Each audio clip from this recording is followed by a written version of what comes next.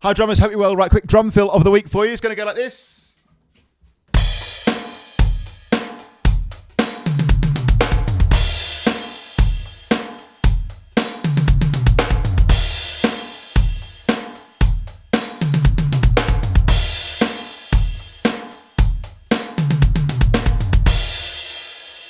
I was just having a little Zoom session just now with a student, and we just had a little jam at the end, and I played this just randomly, and he went, "Oh, what's that? What's that? I need to know what that is." And I love it when that happens, because it makes me realise something that, you know, often when you've been playing drums for a while, you do something and you just think nothing of it, you think no big thing, but someone else hears that and they go, "Oh, that's really cool. I want to know what that is." And it reminds me every now and again when that happens, it's all about perspective, and it takes me back to being super excited. I mean, still am clearly super excited about drums, but it takes me back to being younger and like unbelievably excited when you hear something a bit different, it's a bit new, you're like, "Oh, what is that?"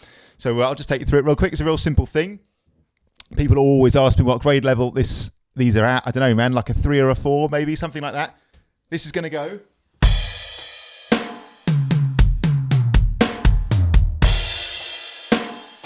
So it'll take you through the whole bar with the drum fill in. The drum fill itself starts kind of on the and of beat 2, but we'll go from the beginning of the bar. So 1 and on beat 1, as if you're going to just take up a bar of straight 8 feel basic rock groove.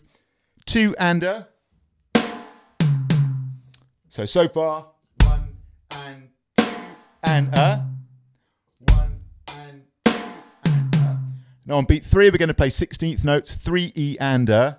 That's going to go kick or bass drum. Tom 1, tom 2 if you got it, and then another kick. So that moment on beat 3, 3 E and a. 3 E and a. So far, 1 and 2 and a, 3 E and a. 1 and 2 and a, 3 E and a. And on beat 4, we're going to go 16ths again, 4 E and a, 4 E and a. So snare drum in the usual place. So this might be what you'd call a backbeat fill. Big fan of that. Drum fills where the backbeat keeps going. The backbeat being the big hit on the snare drum on 2 and 4. Big fan of that. Fills that keep the groove going. So 4 E and a. 4 E and a. So first half recap. 1 and 2 and a. 1 and 2 and a. Second half recap. 3 E and a, 4 E and a. 3 E and a, 4 E and a. Okay, let's go whole thing. 1 and 2 and a, 3 E and a, 4 E and a, 1 and 2. So I'll play a bar of groove and then a bar that has the drum fill, a little faster. 3 and 3 and 4, here it comes. 1 and 2 and a 3 E and. Okay, I'll pick it up a little bit. 3 and 4 and 1 and 2.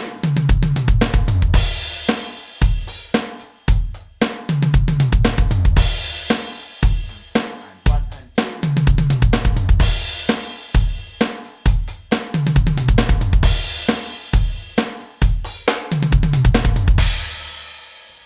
Just a bit of fun, right? Something I like to do is when a fill ends in a kick drum, play the little gogosh, right? You know, when you hit the last 16th of the bar on a kick, if you go with a crash with that, like a quite light crash cymbal on the last 16th of the bar, and I'm going to do that with my left stick here, being right-handed, then when you crash in on beat 1, straight after that, you got that kind of that real smooth crash into the groove after a drum fill, like this.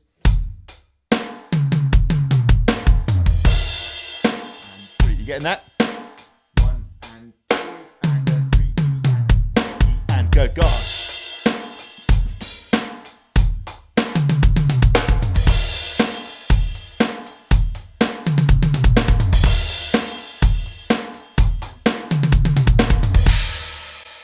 Or if you don't have 2 crashes, you could, or if you just want to, you could hit the G of gosh. Remember, that's the last 16th of the bar in sync with the bass drum. You could do that on a hi-hat, an open or closed hi-hat. You seeing that? 1 and 2 and a 3 E and.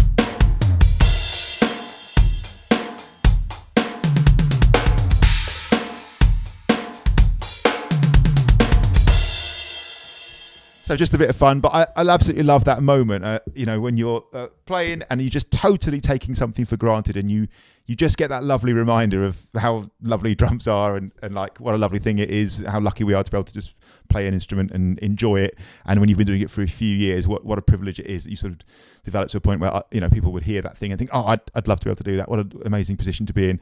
And yeah, man, it's always good. Make sure you're having a jam, whatever you do. So we like to do that at the end of our session quite often. You know, a lot of guys working on their stuff, studiously doing their rudiments, studiously doing their grade pieces. That's all brilliant, but I always think of it as head, heart and hands, man. The three things you need to be a musician. Your hands being your rudiments, your physical skills, super important. All the technique stuff, your head being your music theory stuff, you know, learning songs, reading music, all that, super important. But then having a jam, absolutely massive. And especially, I always think they feed off each other so well. So all the lovely stuff you've been learning when you do your music theory and your songs and all that stuff can find its way out, man. Make sure you do that. And that was just one that came out, and I thought it was nice. Thanks a million for watching as always. Really appreciate it. See you soon. Cheers.